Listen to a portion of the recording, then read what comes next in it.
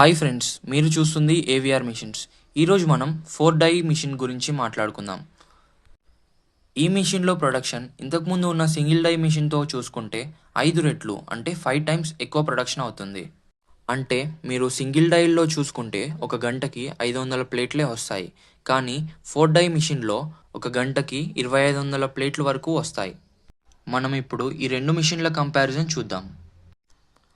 For suppose ఇద్దరు వ్యక్తులు ఈ పేపర్ ప్లేట్ బిజినెస్ చేద్దాం అనుకుంటున్నారు అనుకోండి.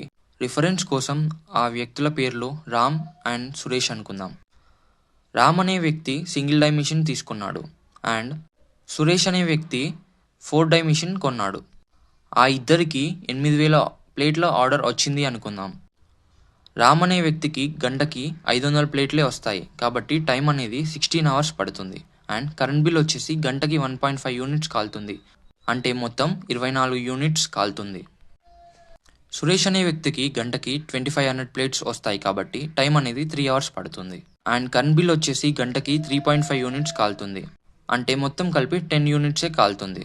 అంటే ఫైనల్గా చూస్తే ప్లేట్లు ఒకేలా ఉన్నప్పటికీ రామ్ అనే వ్యక్తి కంటే సురేష్ అనే వ్యక్తికి 13 గంటల సమయం మిగులుతుంది. ఇంకా 14 యూనిట్ల కరెంట్ కూడా మిగులుతుంది.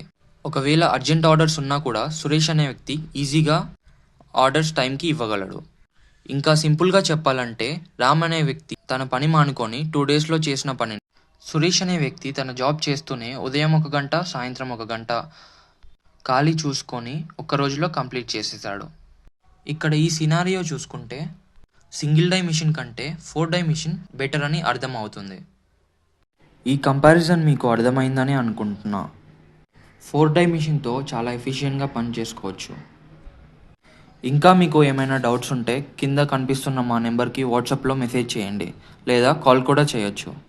మీరు విజిట్ చేయాలి అనుకుంటే మా అడ్రస్ వచ్చి ఉప్పల్ ఇండస్ట్రియల్ ఏరియాలో ఉంటుంది. నెక్స్ట్ వీడియోలో ఇంకొక కంపారిజన్తో చూద్దాం. Thank you for watching.